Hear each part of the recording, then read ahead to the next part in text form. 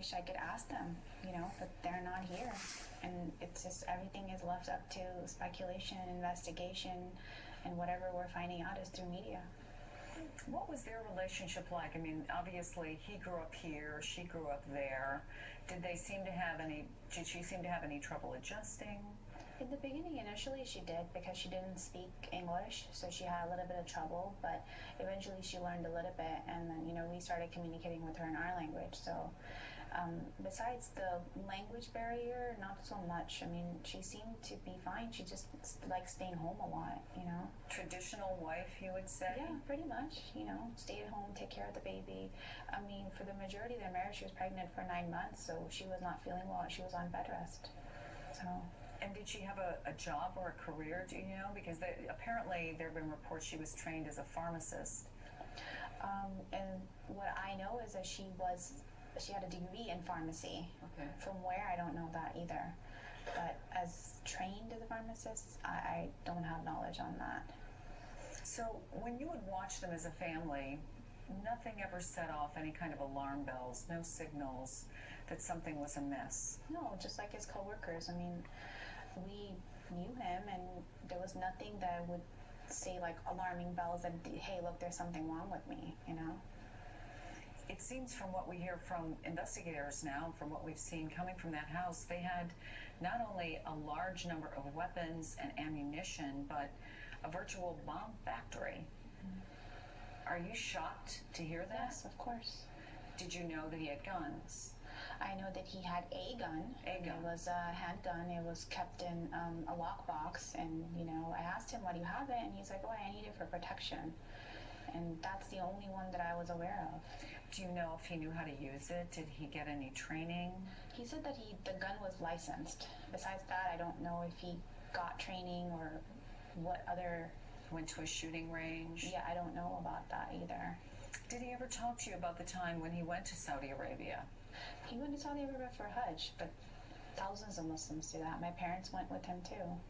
So it was nothing, again, out of the ordinary? No, he went to Hajj, he stayed with them every minute, and he came back in the time allotted.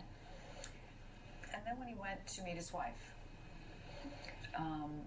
was he excited? Was there a lot of anticipation? You said that was the one thing that seemed to... Once again, he's such a quiet and shy person. To us, from the outside, he looked normal. We even joked about it, said that you should be excited about it. And he wasn't.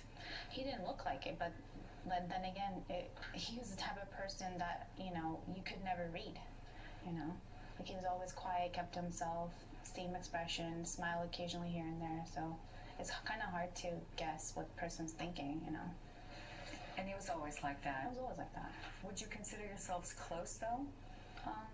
Since he kept to himself, not really. So what was your relationship like? And how did he fit into your family?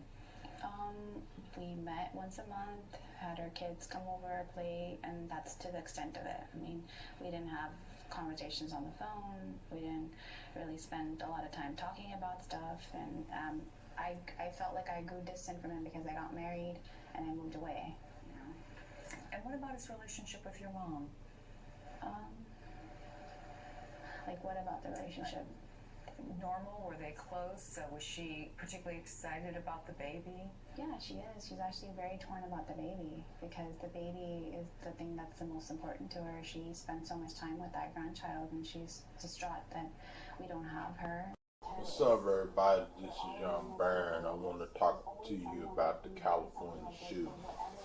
Basically, it's unfortunate that this happened, and it's a horrible tragedy, and I want to give my condolences out to all the families that lost their loved ones in this tragedy.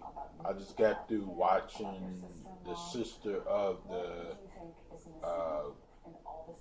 killer that killed all those people at that party, and also she was saying that she never seen any signs of aggression.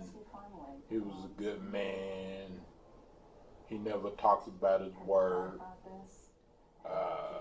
She never knew that he owned any other guns besides maybe a handgun. But you know, sometimes you really don't know about a person until they slip up really bad. And I think that's what happened in this situation. His own sister didn't really know him that well. And so I just feel that gun control is not going to prevent this. I don't think nothing would have prevented it from happening. It would have happened in the first place. But I'm so glad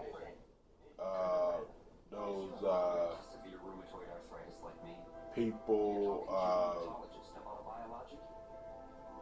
people that killed all those innocent people, I'm glad that they're gone and they're killed. They was killed by the FBI and police. Hopefully people will learn from this and they will learn to grow.